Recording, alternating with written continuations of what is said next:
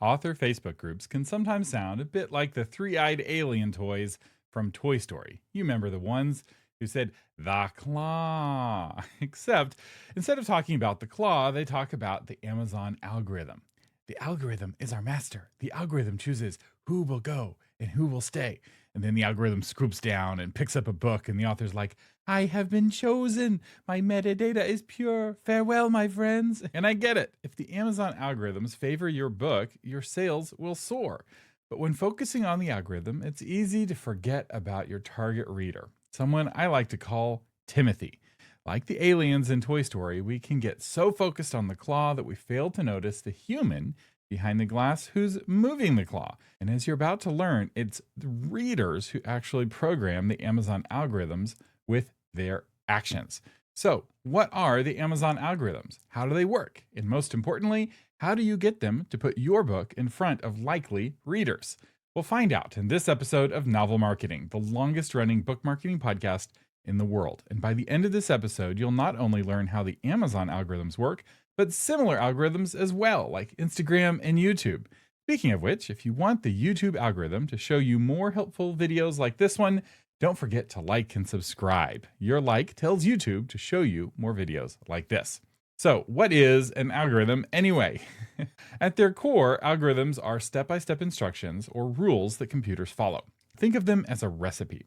A human programmer acts like the chef and writes down the recipe, and then the computer acts like the cook, following the recipe to create the meal. That makes sense, and that's how computers have worked for a long time. But machine learning takes this a bit farther by allowing the computer to cook its own recipes. Or, put another way, the computer can program itself. With machine learning, the human chef doesn't dictate the specific steps of the recipe, but instead identifies the desired outcome. The desired outcome for our restaurant could be that the patron leaves a 5-star review on Yelp. Now, let's imagine in this fictional restaurant that the cook doesn't know anything about cooking, but is able to cook thousands of dishes at the same time. So it just starts trying things. At first, the patrons are not very happy with the food, but over time, the cook starts to find recipes that work better than others. The machine is learning how to cook by cooking a lot. Eventually, after millions of tries, the machine learning cook is able to create entirely new recipes that patrons love and give 5 stars. Also, given enough time and data, this cook could start to customize the meals for the preferences of individual patrons. If the cook knew the last 500 meals you ate, and if you liked them or not, the cook could create a meal tuned to your specific palate. And that's what we see. Every time you swipe up on TikTok, YouTube, Shorts, or Reels, a machine learning algorithm selects a new meal for your palate. This is why those platforms get more addictive over time. Each time you click like, you're telling the machine more information about your preferences. This may seem like AI, and it is, to be fair, but it's not new. Machine learning goes back all the way to the 1950s in theory, and it's been in active use for decades. So when AI makes you feel uncomfortable, remember that computers have always been thinking machines, and the thinking is what makes them different from typewriters. And every year they get a little smarter. So when people talk about the YouTube algorithm or the Amazon algorithm, what they're really talking about is a set of machine learning models that choose what to show you. It's actually more complicated than this, and if you want to dive deeper, just Google neural networks and enjoy the ride. But for our purposes, this is all we need to understand for machine learning. And I will attach a video to the blog version of this episode that dives into machine learning with a fun little cartoon that shows you how it works. And once you understand machine learning, it helps explain why people sometimes refer to algorithms as having a will. It seems like the Amazon algorithm wants to help you buy a book, but the actual will came from the humans who created the initial versions of the algorithm and set what the success criteria would be. Almost all algorithms have the same success criteria, and that is to maximize profit. Once you understand how the company creating the algorithm makes money, you can know what the algorithm is tuning itself to maximize. For example, social networks make money from advertising. Every few minutes you see an ad. The more minutes you spend on the social network, the more ads you watch, and the more profit is maximized. But here's where it gets really interesting. Because our cook is making millions of experimental meals, there is no way for the human chef to know what is being cooked at any given time. The human developers at Instagram have no idea what video you will see next when you swipe up on a reel.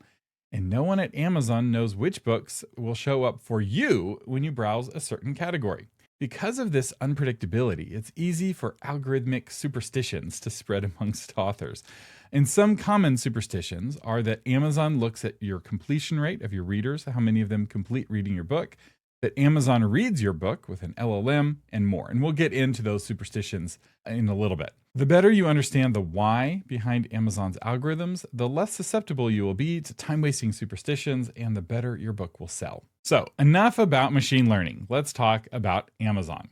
For Amazon, success is keeping customers buying and happy, which is what drives their bottom line. So let's talk about the A9, A10, and mythical A11 Amazon algorithms.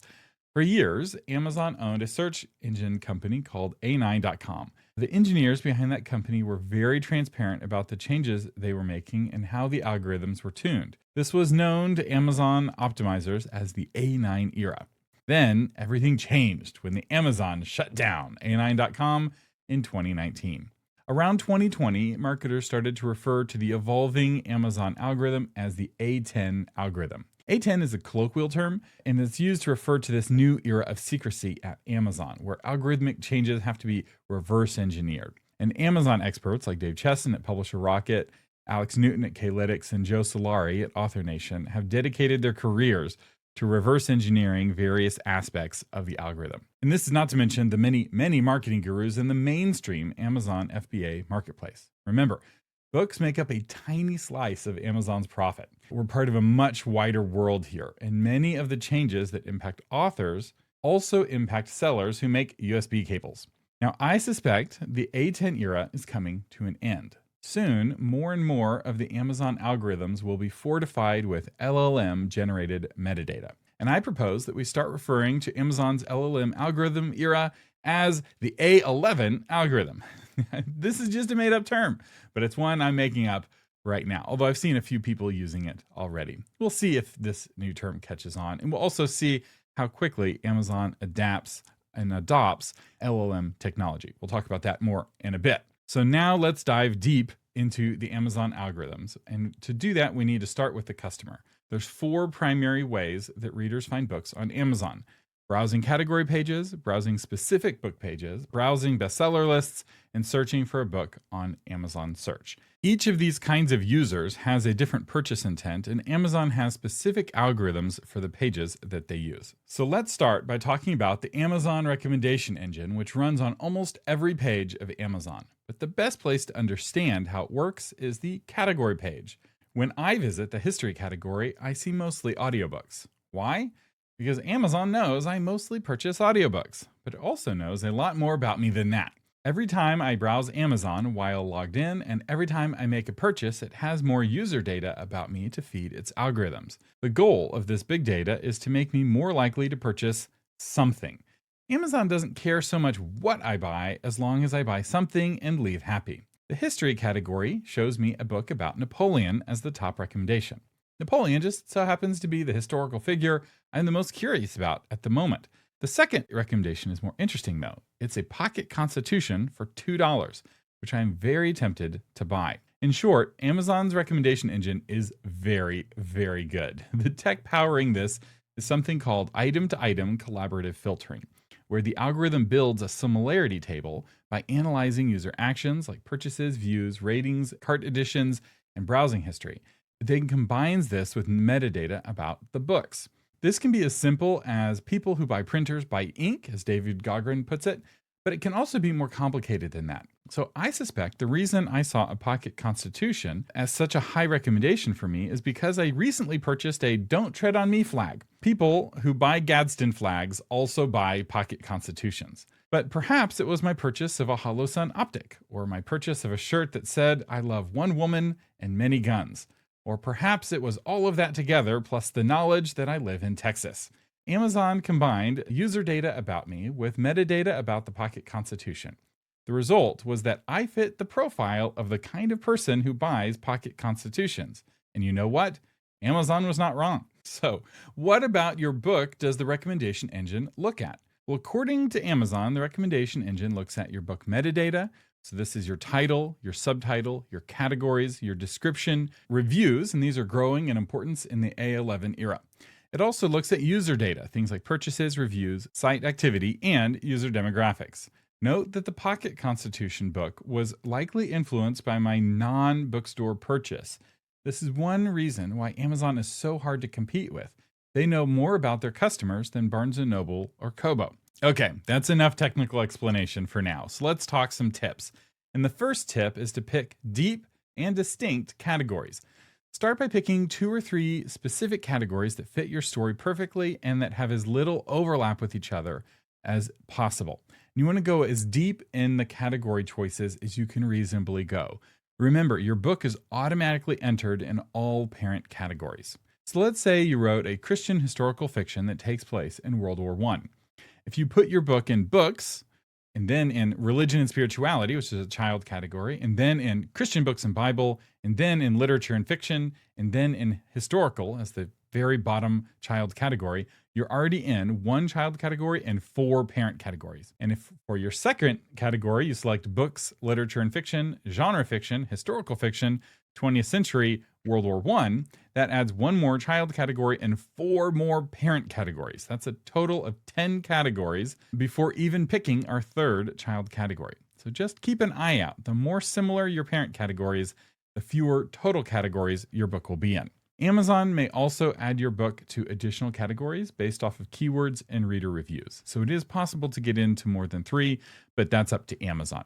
Here is my first warning. You want to choose wisely. You want to avoid non-browsable ghost categories. And for help doing research for your category strategy, I recommend getting both Klytics and Publisher Rocket. I'll have affiliate links to both of those in the blog version of this episode. Authors who have neither of these tools are walking through Amazon blind.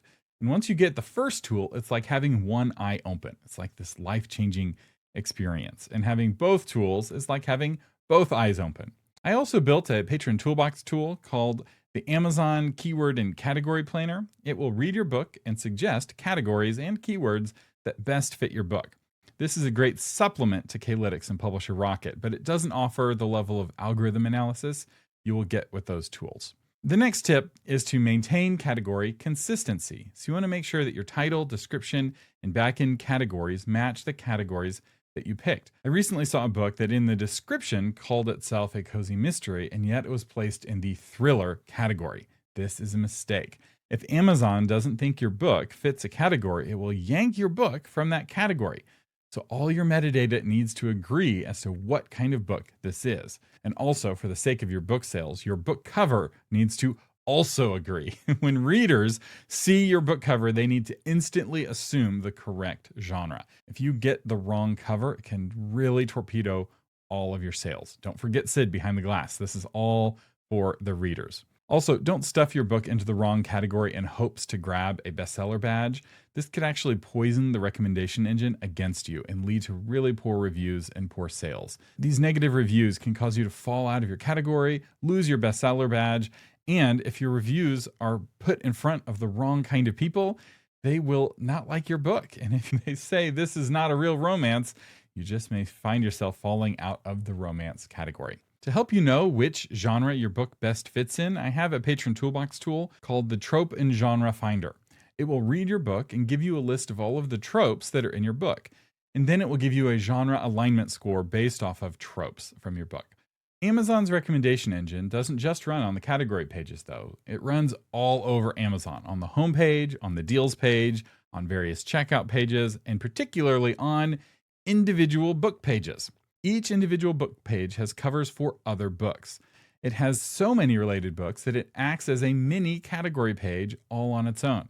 I looked at my book on Amazon the other day and I saw 48 covers from other authors' books. The sections had headings like customers who bought this also bought, inspired by your browsing history, and books you may like. These are all different headings that all just say recommendation engine books. So the recommendation engine is powering all 3 of these rows of books. You may think of this as other books promoted on your book page, but you can flip that script. Your book could be on other book pages all over Amazon, or it may be on 0 book pages. It's all up to the recommendation engine. And one fundamental element of the recommendation engine, if you want it to recommend your book, is this simple phrase: customers who bought this also bought this. This is what is known amongst pro indie authors as the also bots. This concept helps power the entire recommendation engine, not just the also bots section. Whether you have a section that says also bots, all of the sections are basically also bots, or they're all the recommendation engine, like I said. So yes, your also bots matter on category pages. They matter on the homepage. They matter on checkout pages. This is one reason why pro authors obsess so much about the also bot section of their book pages. And that leads us to our next tip. In fact, our one pro tip, and that is to guard your also bots. If you attract the wrong kind of customer early in a book's launch, it can forever ruin the item-to-item collaborative filtering for your book. When your book first launches, Amazon doesn't know much about it yet. This is called a cold start. And during the cold start, the initial purchases matter a lot. If your first buyers are your grandmother and her knitting club, your book will get linked with knitting books and knitting products in the recommendation engine. This means Amazon will show your book to the wrong people. So why is this bad? Well, because knitting enthusiasts won't buy your book. And if they do, they won't leave it good reviews. Amazon will see your book is not selling to the people who are most likely to buy, quote unquote, and may conclude that your book is a stinker. Amazon has 30 million books to promote, and it prefers to promote the books that sell. So how do you let your grandmother and her knitting club buy your book without poisoning your recommendation engine?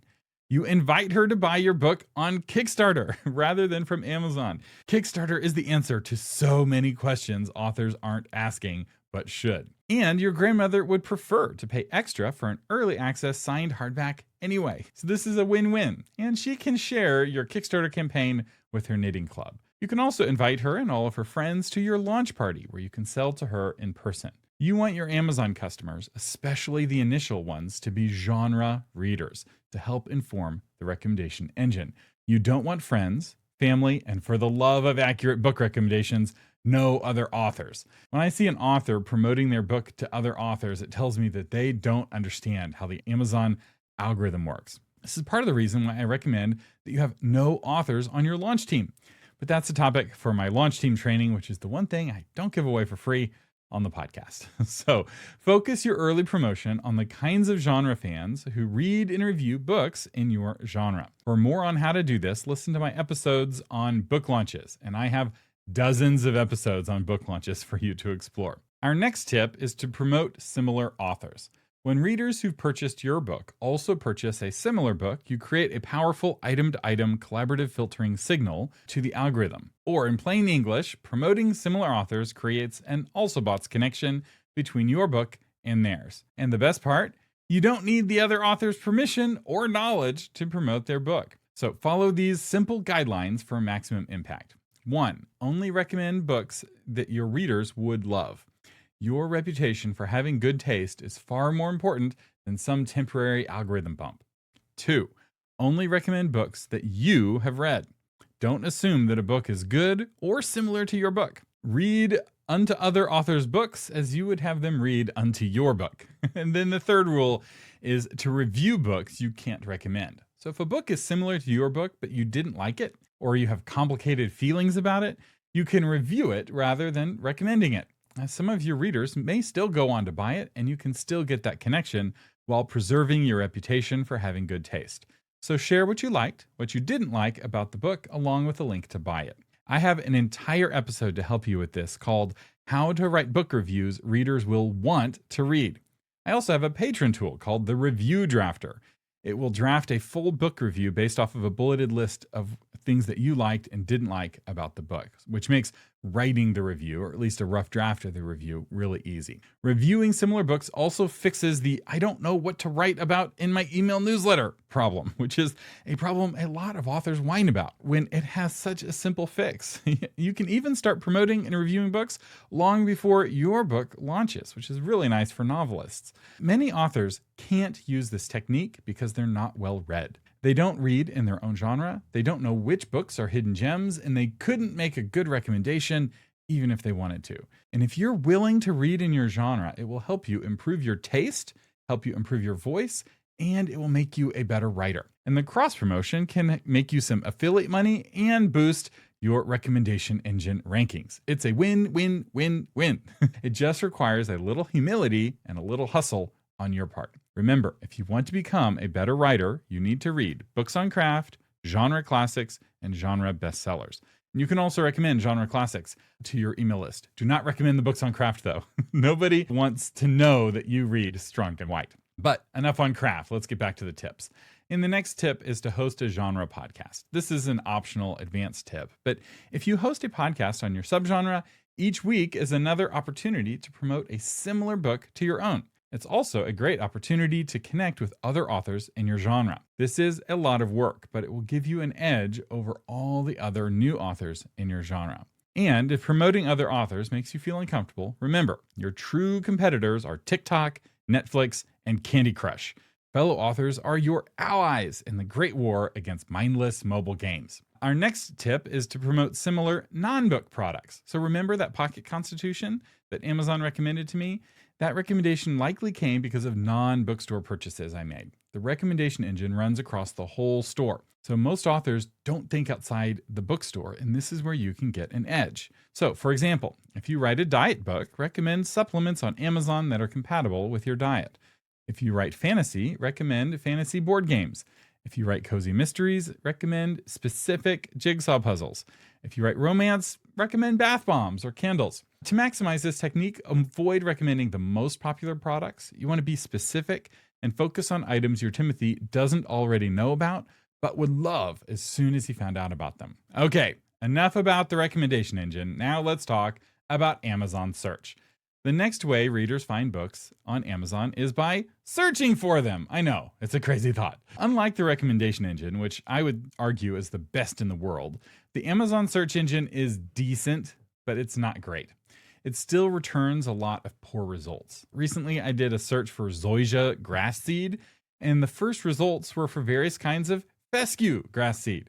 That's a totally different kind of grass. The first zoysia grass seeds didn't appear until halfway down the page. Amazon search prioritizes what sells over exact matches. And this creates opportunities for you as an author. If you know what you're doing, like those fescue seed sellers, you can rank for all sorts of search terms that are related to your book. And I'll give you the inside scoop on how to do this. I cut my teeth for decades with Google SEO, and compared to that, Amazon SEO is simple. It just requires some work. Here's a breakdown of what to do. And our first tip is to optimize your page for phrases your readers actually type. Search engine optimization only helps if you rank for the phrases that your readers are already using. It doesn't make sense to rank for a phrase no one has ever typed or ever will type into the search engine. So, what phrases are your readers using? Well, here's a cool trick to find out. Open up an incognito browser tab and start typing in Amazon's search bar for your book. And take note of what the little drop-down waterfall auto-suggests. These are real phrases that shoppers are already using. Grab a dozen or so of those phrases that best fit your book, and these are the phrases you're going to want to try to rank for. There are also some tools that can help with this. Publisher Rocket, which I've already talked about, has a tool that can help you do keyword research. And the Patron Toolbox tool, Amazon Keyword and Category Planner, will read your manuscript and generate keywords for you. So now that you know what you want to rank for, let's start optimizing. And our next tip is to use a keyword-rich title and subtitle. The most important and powerful place to put keywords is in your book title and subtitle. A lot of authors don't think about their subtitle as a keyword SEO tool, but it really is. And this is such a powerful technique. I have an entire episode about it called How to Pick a Strong Book Title. I also have a Patron Toolbox tool called the Book Title Optimizer, which will help you generate ideas for search optimized titles, subtitles, and series names. This technique requires some finesse. Stuffing keywords into your title can turn off readers if you don't know what you're doing. So make sure you listen to that episode. Don't just use the tool. Listen to the episode and learn the nuance required to make this technique work for you. Our next tip is to fill the boxes. Unlike Google, which ignores meta keywords, Amazon still uses them to inform its search engine. So make sure you fill all 7 keyword boxes. And you can fill these in your KDP backend or by asking your publisher to do it for you. Here are some best practices for KDP keywords. No commas, no quotes, no more than 50 characters per box, and no repeated words. My Amazon keyword and category planner can help you with this. It reads your book and generates keyword phrases to help fill the boxes with no overlapping words. And it feels like I'm mentioning this tool a lot. I created this tool specifically as a companion for this episode to help with a lot of the technical details. And you can find all of the Patron Toolbox tools at patrontoolbox.com. The next tip is to search optimize your book description. In your description, weave keywords naturally into the first 200 characters. The Amazon Keyword and Category Planner will help you with this as well. It will give you a few keyword super sentences that will describe your book in a keyword-rich way, and you can work those sentences into your existing description for an SEO boost. Now, you have to be careful here. Your primary audience for your book description is the human readers trying to decide if your book is worth buying. Remember, it was Sid operating the claw in Toy Story. Readers have a lot of options of what to read, and they will live the rest of their lives and then die, and they'll never get back the hours they spent reading your book. If it takes 10 hours to read your book, then reading moves them 10 hours closer to death. Your book description must convince cautious readers that buying your book is so good, it's worth moving 10 hours closer to death to enjoy. You must convince them that they can't risk not reading your book because it's so good and they would enjoy it so much. If you can't do that, the keywords don't matter. But if you can do that while also using great keywords, you're setting your book up for enduring success. And if you want help crafting these kinds of convincing book descriptions, check out my episodes on pitching fiction and pitching nonfiction. I also have a bunch of patron tools to help you craft that Amazon description and that pitch for your book. The next tip is to get reviews fast. Amazon stated in a recent blog post that reviews, ratings, and returns are search ranking factors. As it has been said of old, to him who has reviews, more reviews will be given. But to him who has not reviews, even the reviews he thinks he has will be taken away by Amazon. It's easy to get so focused on the algorithm we forget about the reader, and specifically reader psychology. The big psychological factor impacting sales is social proof. Readers want to read what other readers are already reading. And the number of reviews and the number of ratings is a key social proof indicator. This is another reason why it's so important to put your book in front of readers likely to love it so much that they will write a review. The more reviews your book has, the more informed buyers are going to be, and that will lead to fewer returns, which will also help influence book sales. I have at least 4 episodes on how to get more reviews. I have one with Joel Walters, one with Derek Deppner, one with Jim Kukral, and I did a solo episode about how to get more 5-star reviews with beta readers, editors, and launch teams. This is something that a lot of authors struggle with, and if you're struggling to get reviews, I strongly recommend that you listen to all 4 episodes. Those are with some of the top experts in this field, and they can really help you fix your review problem if you have one. But really, every book can benefit from having more reviews. The next tip is to drive warm traffic to your Amazon book page. So sending your email list of superfans straight to your Amazon will help boost your rankings. The Amazon algorithm knows if people check out or not. Book pages with high conversion rates can expect better rankings. So make sure to optimize your Amazon page. And yes, I have an episode on how to do that. And I also have an experimental Amazon Page Optimizer patron tool. And it can sometimes scan your Amazon page and give you optimization tips. Sometimes. It's still experimental. You can give me feedback on ways I can make it better. But there's another way to increase your conversion rate, and that is to send warm traffic to your Amazon page. In other words, convince readers to buy your book before they go to Amazon. For example, if you advertise on places like Facebook, consider sending traffic to the book page on your website first.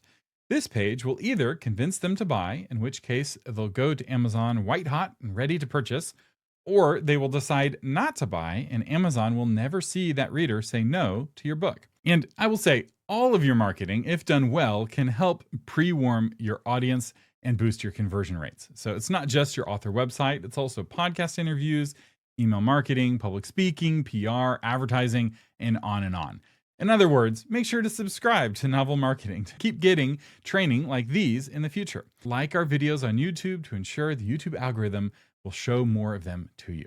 Our next tip is launch team activation. This tip is from Dave Chesson, who developed this cool technique for how you can use your launch team to help boost your SEO. And that is, during launch week, instruct your launch team to search Amazon for your target key phrases. And then once they find your book, they click the listing and then go on to buy the book. Just a handful of people following this method can rocket your book to page 1 for that phrase. My final tip is to follow the rules. Amazon has no problem banishing your book to page 500 of the search results if you break the rules. So don't stuff keywords, don't buy reviews, don't pay anyone to review your book. And if they email you, they're from Nigeria, definitely don't pay them. Don't put your book in categories that it doesn't fit.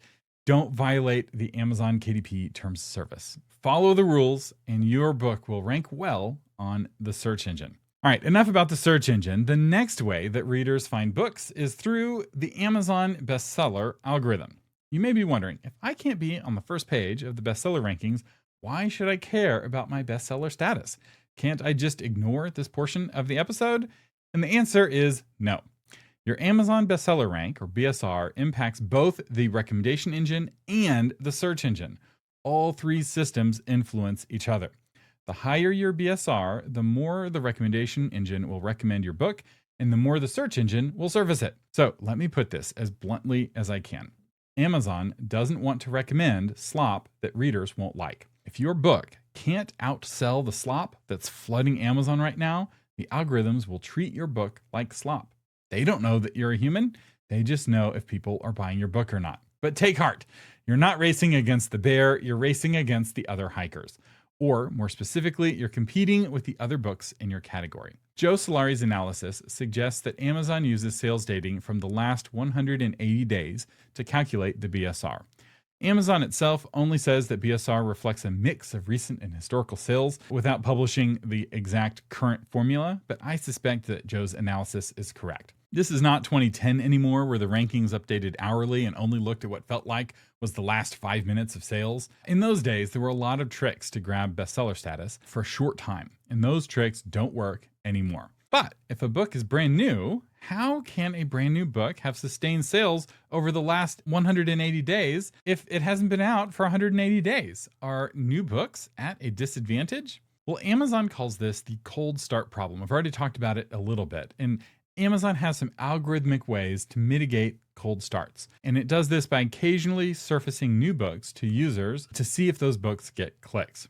But with millions of AI books flooding Amazon every year, your book is not guaranteed this kind of help anymore. So during your cold start, the denominator in the ranking algorithm is the number of days your book has been published. This means a surge of sales during your launch week will have a much bigger impact than a spike of sales at any other time. Not only that, but the spike of sales will start feeding the algorithm customer data about what kinds of readers buy your book. This helps the recommendation engine know who to recommend your book to. Now, I should point out that you will still need steady sales. If your book sold 900 copies in the first week, that looks really good to the ranking algorithm. 900 divided by 7 is about 129 sales a day, which is good enough to rank in some subcategories. But if your book has sold 900 copies after 3 months, that's only 10 copies per day, which isn't enough to rank anywhere that matters. Now, there's some authors who learn about the 180-day weighted rolling average and say that launches don't matter. And this is just not true for several reasons that will make sense once we get to the tips. So our first tip is to strive to earn the #1 new release badge. For the first 30 days after your book's release, there's a special bestseller badge that you can get called #1 new release. This is much easier to get than a #1 category bestseller. Why? Because you're only competing with the other brand new books in your category. Getting a #1 new release helps you get more sales and reviews that will then go on to help increase your sales and reviews for the rest of your book's life. It acts as social proof, compensating for your relatively low initial review count. Every book starts off with 0 reviews, but some of those books have a #1 new release badge that makes up for it. In my experience, books that get the #1 new release tend to sell more lifetime copies than books that don't. So that strong launch is so important. The next tip is that a strong launch will help trigger ongoing word of mouth. It's more fun to read a book while your friends are reading the same book. If you want to maintain that sales rank on the bestseller list, you need ongoing word of mouth promotion from your readers. The bandwagon effect is real. So never let an algorithm prevent you from getting your human readers hyped about buying your book as soon as possible. If you are ever tempted to slow down readers from buying your book, you're focused on the claw and not on Sid. Remember, success ultimately comes from thrilling readers, and readers want to read books while their friends are reading it. So you want to get as many sales as possible and then write a book so good that they will want to recommend it to their friends. And it all depends on if readers love your book. And if they do, that word of mouth is what will trigger the ongoing sales if you can get enough initial reviews. Some authors can get readers to buy their book, but the book isn't good enough to hold the reader's attention for 200 plus pages. These readers fail to finish and fail to recommend or review the book. The authors then blame the algorithm when the problem is a boring book. And generally speaking, readers who do not finish do not review. The DNF, did not finish, review is a Goodreads thing that's only slowly creeping over into the Amazon review world. Now, you may be wondering about pre-orders. How do pre-orders play a role in all of this? Pre-order sales can help offset the cold start problem by feeding the algorithm some item-to-item collaborative filtering data ahead of launch day. So pre-orders are good at helping you rank and good at helping solve the cold start. For first-time authors, I always recommend using the maximum pre-order window to give you time to fix problems and to make tweaks and to learn about all the things you don't know that you don't know. So many rookie mistakes are caused by indie authors getting into a rush right at the end. And for more on this, listen to my episode, 10 Reasons to Delay Your Book Launch. It's the episode that people listen to, but they don't listen to because they're like, I'm a special snowflake. I can be in a rush. It's okay.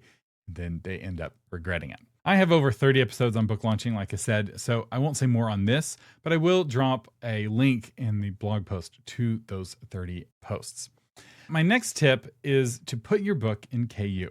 So if your goal is rankings, the initial KU borrow, which is when a reader first downloads your book from Kindle Unlimited, that counts as a sale for ranking purposes, contributing to your book's sales velocity and overall bestseller rank, just like a regular purchase. This means that KU Unlimited borrows influence the rankings in both the Kindle store and the overall books categories on Amazon. I have no evidence that subsequent page reads matter at all for these algorithms. From everything I've read, page reads are a way of rewarding royalties, and they're not used as a ranking factors. And I'll talk about more about that at the end. My next tip is to advertise. While advertising has no direct impact on the algorithms, it's still a good idea. Why? Because advertising has a massive indirect impact and it gets you more readers. Remember, don't focus on the claw. Advertising drives many of the factors that we've already talked about: sales, velocity, reviews, ratings, etc. All of these secondary factors do impact the algorithms, especially the continued sales that are so important for staying high in the rankings. Remember, the more sales a book gets, the higher it ranks. And nothing drives steady sales like continued advertising. So where should you advertise? Well, you should advertise in the same places the books you want to be linked to also advertise. You want the same readers who buy those books to buy your books. If you do this right, your book cover will show up on book pages all over Amazon. And I'll say I have a lot of episodes on advertising. If you want help with ads, they're all free, all at authormedia.com. As I said before, I recommend sending traffic to your website first. But if you prefer to send readers directly to your Amazon page, make sure to use Amazon attribution links to track which ads work and which ads don't. My next tip is to price pulse. Yes, it still works. Price pulses on platforms like BookBub won't rocket you to number one like they used to, but they can still help create a surge of reviews and word of mouth that both help generate ongoing sales. Now, there's a kind of reader who only buys books from BookBub deals, and it's better to get that reader's money, reviews, and recommendations than not. Resist an elitist spirit that doesn't want the poor riffraff to buy your book. Sell to low-budget readers on BookBub. You only have to discount your book for a single day. It's worth it. And my final tip is to write the next book. After your book has gone 180 days of low sales, it's almost impossible to turn things around algorithmically. So what should you do? Write the next book. This gives you a new launch window to work with. Launching a new book typically boosts sales for your old books, especially if you know how to optimize your back matter. And yes, I have a free episode on back matter. This new book doesn't have to be a sequel. In fact, if the first book sold poorly, a sequel is likely a mistake, and I have an episode on that as well. Even a new standalone book can boost your sales, particularly if it's in a similar genre and tone to your previous book. You can't squeeze blood out of a stone. Eventually, the book has sold the copies it's going to sell. Books are like stepping stones for your career. With every book, there comes a time to step to the next stone and leave the last stone behind. These are not your actual children. They serve their purpose for their time, and then you move on to the next book. All right, let's talk about some Amazon algorithm superstitions. And the first one is that Amazon is looking at read-through rate and completion rate. I spent a week researching this question, and there is no official evidence from Amazon to support this claim. Also, it doesn't make sense if you expand your view outside of genre series. Consider the reader who purchases a nonfiction book, reads part of it, finds the answer to her question, and then puts the book away. This reader had a positive customer experience and is likely to go on and buy the next nonfiction book from that author, despite having only read a small portion of the book. Or consider the book club reader who did the bare minimum of reading to keep up with the book club. Still a happy experience. Or consider the student who bought the book for school only to read the selections assigned by the professor. Or consider the book that was read to completion, but the reader hated the ending so much she threw it across the room. This reader completed the book, but will never buy from that author again. A reader who buys a diet book, reads the first chapter, and then buys another diet book the next month, and then again the next month, this reader is a better customer for Amazon than a reader who purchased one diet book, read the whole thing, and then stopped buying diet books. And I could go on and on with examples. The reality is most readers don't finish most books, and just because a reader did finish a book, it doesn't mean she had a good customer experience from Amazon's perspective. And for books that people finish, they don't always finish in a technical sense because they didn't read the third appendix. So let me ask you a question. Did you finish reading Return of the King, or did you finish it? And before you answer, let me ask you this question. What caused the kingdom of Arnor to fall? And why did the Dunedain survive? If you don't know, you didn't finish reading the book. Completion rate is a noisy quality signal. Noisy data for the algorithm leads to a garbage in, garbage out situation. It is easier and more effective for Amazon to track something far less noisy, like sequel purchase rate. Another less noisy metric would be brand loyalty. How likely is the reader to purchase another book from that author? This kind of metric not only works on books, but on all products in the store. Remember, books are a tiny slice of Amazon's total profit. We know for sure that Amazon tracks brand loyalty for brands in the brand registry. What we don't know for sure is if Amazon uses brand loyalty for sequel purchase rate as factors for authors who are ineligible for the brand registry, which is almost all authors. I will say, if I were on the Amazon machine learning team, I would use brand loyalty and sequel purchase rate as factors long before using the much noisier completion rate. Telling all authors to focus on completion rate can really harm nonfiction authors who often benefit from appendices, but it can even hurt novelists who want to be creative with their back matter. So my advice is to ignore the superstition and focus on thrilling your readers. So should you write books that readers want to finish? 100%, but don't be afraid to include an appendix because you think the algorithm will punish you for having a low completion rate. Now, I will say I'm willing to be convinced on this. I looked and looked for any evidence for this claim because it's pretty common in the author community. But unless I see convincing evidence from Amazon itself, I won't believe completion rate matters. You can call me Doubting Thomas. The second superstition is that Amazon reads the whole book for the recommendation engine. There's no publicly available evidence to support this claim, and it's almost impossible that it has ever happened, partly because the technology to even make it possible only came out a couple of months ago. The recommendation engine relies primarily on behavioral data and metadata and aggregated user interactions like we talked about, rather than deep content analysis of the books themselves. The whole point of feeding the entire book to an LLM would be to create metadata, and Amazon already has human-generated metadata for each book. The other reason I don't think Amazon is doing this is because, as the creator of the Patron Toolbox, I know just how expensive AI tokens are, and they're crazy expensive. LLMs didn't have context windows big enough to read an entire Brandon Sanderson book until a couple months ago. Using bleeding edge models is insanely expensive, and using them on millions of books is just mind-boggling expensive. Now, I will say that LLM costs are falling, and as we move into what I'm calling the A11 era, Amazon might start feeding whole books to their LLM.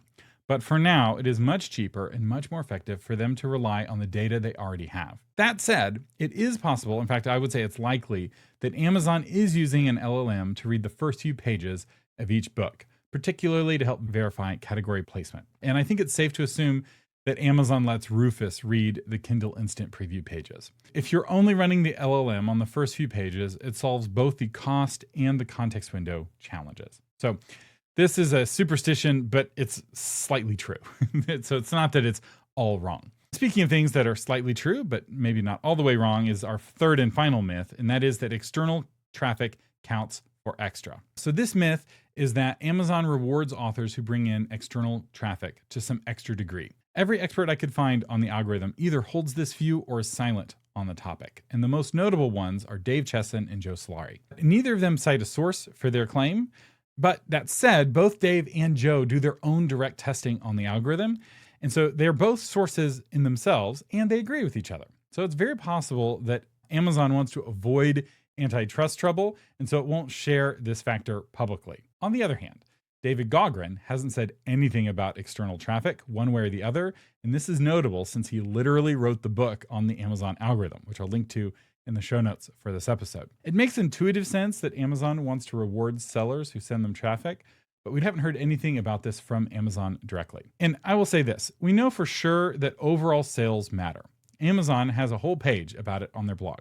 So even if external sales or bringing in external traffic doesn't count extra, they still count. And we know Amazon doesn't count sales from you or from competing bookstores. So this is a very nitpicky quibble. Sending external traffic to your Amazon page either helps boost your rankings or it helps boost your rankings by a lot. As you learn about these algorithms, never forget your Timothy. Or to go back to our Toy Story reference, remember Sid behind the glass controlling the claw. The algorithms are tuned to help readers find the book they most enjoy. It's readers' actions, buying, reviewing, and returning books that train the algorithm. So remember to write the book that Timothy would most enjoy. Love your reader as much as you love your book, and you will do well. And don't forget to like and subscribe. Remember, the YouTube machine learning algorithm doesn't use a sale as a success point for training. It uses likes, subscribes, and most importantly, watch time. So thank you for watching this video to the end. This will encourage YouTube's item-to-item collaborative filtering system to show you more episodes like this one. And if you thought this took a long time to watch, just imagine how long it took me to prepare. If you really want to juice the YouTube algorithm, there is one more thing you could do, and that is to leave a comment. Ask a question, respond to someone else's question, or angrily point out some mistake I made. It all serves the algorithm. The more comments, the more YouTube will promote this video to other authors. But I do invite you to fact check me in all seriousness. In over 10 years of podcasting, there's only one episode I spent more time researching than this one. And the more I learn about machine learning, the more I learn there is to learn. And I'm sure Jonathan will have some fact checks and rebuttals for me in next week's episode of Author Update. Special thanks to our featured patron, Kay Brownstone, author of Whispers of Kith and Kin. On the run from a cartel, Lily Jordan enters witness protection, hoping to disappear into a quiet southern town. But when a despised gossip columnist is murdered, Lily becomes the sheriff's prime suspect. To clear her name, she must unravel a crime implicating half the town. In this cozy mysteries, the whispers of kith and kin can be deadly. Kay, thank you so much for being a patron. Thank you for your support that gives me the time to prepare episodes like this one. I really appreciate it. The Novel Marketing Podcast is a production of authormedia.com. You can find the blog version of this episode at authormedia.com/483. And I have over 70 hyperlinks to blog posts with further information and to works cited in all of my research. So go to authormedia.com/483 to find links to all of those resources. I'm Thomas Umstattd Jr. saying thank you for listening and live long and prosper.